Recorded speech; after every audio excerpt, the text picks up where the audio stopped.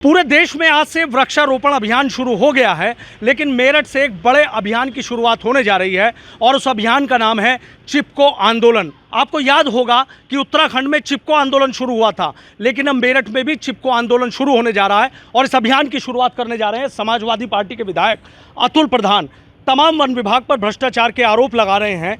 एक बड़ा मूवमेंट यहाँ से शुरू करने जा रहे हैं। क्या वो आंदोलन है, क्यों ये चिपको आंदोलन शुरू करना पड़ रहा है, क्या भ्रष्टाचार के आरोप हैं, और आप ये देखिए कि ये तस्वीरें पूरे देश में कहीं ना कहीं चर्चा का विषय बनेंगे कि देखिए किस तरीके से पेड़ को यहाँ पर उसकी कोली भर के, देसी भाषा में कहा जाता है, उसकी कोली भर के खड़े हैं, चिपक के खड़े हैं, पेड़ बचाने की मुहिम चला रहे हैं। समाजवादी पार्टी के तमाम नेता आज पीडीए के पेड़ लगा रहे हैं, लेकिन सपा के विधायक पेड़ को पकड़कर चिपक कर खड़े हैं, उनको बचाने की मुहिम चला रहे हैं। उन्हीं से बात कर लेते हैं। अतुल जी, आपसे जानना चाहूँगा, चिपको आंदोलन की शुरुआत है। ये देखिए, ये कंजर्वेटिव जो चीफ कंजर्वेटिव उनका ऑफिस है। हम लोग इसमें आए थे, वो नहीं मिले, कहीं गए होंगे, लेकिन हम पिछले कई दिन से एक आंदोलन चला रहे हैं। वो आंदोलन है जो गंग नहर की दाईं तरफ की पटरी है, उससे जो हजारों हजार की तादाद में पेड़ काटे गए। हम लोग कहना चाहते हैं, मैंने पिछले कई दिन से लगातार उसका आंदोलन चलाया। कल हम लोग वहीं पर पहुँचे, आज मैं इनके ऑफिस के सामने इसलिए पेड़ पकड़े खड़ा हूँ, कम से कम ये तस्वीर शासन प्रशासन के उच्च अधिकारियों के पास चली जाए। जो माफियाओं का और अधिकारियों का गठजोड़ है, इनके गठजोड़ की वजह से जो पेड़ कट रहे हैं, 100 साल पुराने पेड़ कट रहे हैं। मैं आपके चैनल को धन्यवाद दूंगा जिन्होंने कम से कम इस चीज़ को आगे बढ़ाने का काम कर रहे हैं। मैं आपके चैनल के माध्यम से ये भी कहना चाहूँगा कि एनजीटी ध्यान दे, पर्यावरण मंत्री भारत सरकार ध्यान दें, उत्तर प्रदेश की सरकार ध्यान दे, और ये अधिकारी जो गहरी निंद्रा में हैं, जो झूठ के पुलाव पका रहे हैं, ये ऐसे अधिकारी जो आज पेड़ बांट रहे थे 1 जुलाई को, इनसे पूछा जाए, इनकी नाक के नीचे 3 जिलों के अंदर 112 किलोमीटर में इतनी बड़ी संख्या में पेड़ों को गलत तरीके से काट दिया गया। ये लड़ाई बहुत बड़ी है। एक तरफ ग्लोबल वार्मिंग की बात चल रही है, टेम्परेचर लगातार बढ़ रहा है। आप देखा होगा पिछले दिनों इतना टेम्परेचर बढ़ा कि लोगों की मौत हो गई। आपकी गर्म हवाएं चल रही थी, गर्म हवाएं चलने पर ऐसा हुआ कि कितने लोगों ने अपनी जान दे दी।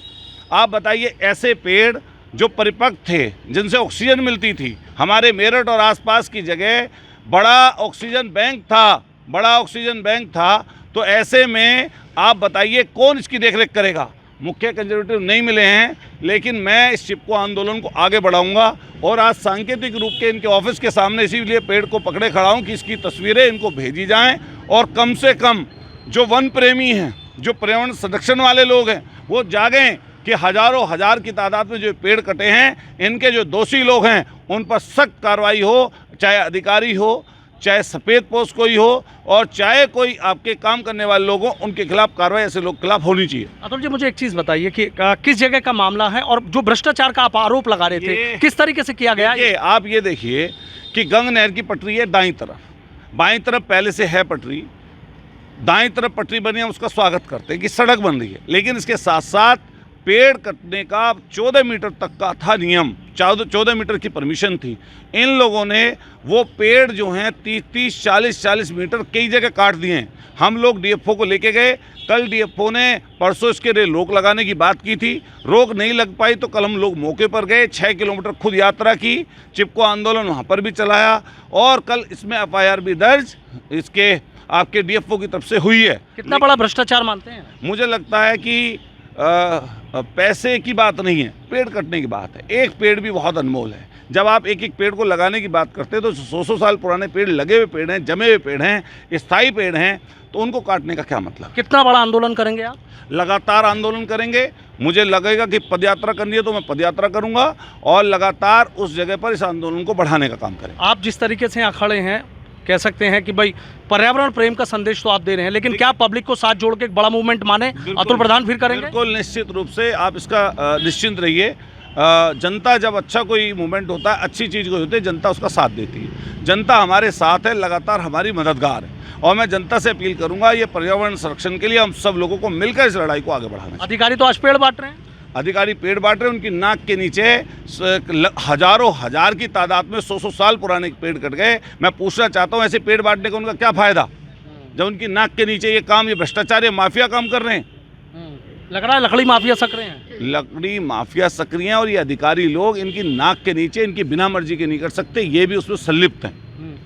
सदन में उठाएंगे, सदन में भी उठाएंगे, छोटे सदन विधानसभा में उठाएंगे, लोकसभा में उठाएंगे और लगातार इसका आंदोलन करेंगे। खड़े रहना। तो देखिए, समाजवादी पार्टी के विधायक है, सीधा कह दिया मामले को सदन में भी उठाऊंगा, जनता को भी साथ लूंगा। एक तस्वीर ये देख लीजिए और दूसरी तस्वीर आपको दिखाना चाहूँगा कि देखिए, मुख्य वन संरक्षक का ये ऑफिस है और यहाँ पर अतुल प्रधान मिलने आए थे, लेकिन यहाँ अधिकारी नहीं मिले। बताया जा रहा है कि आज से वन संरक्षण अभियान शुरू हुआ है, इसलिए नहीं मिले हैं। लेकिन ये तस्वीरें बहुत कुछ कहानी कहने के लिए बाकी हैं कि यहाँ किस तरीके से एक बड़े उत्तराखंड की तरह चिपको आंदोलन की शुरुआत होने जा रही है।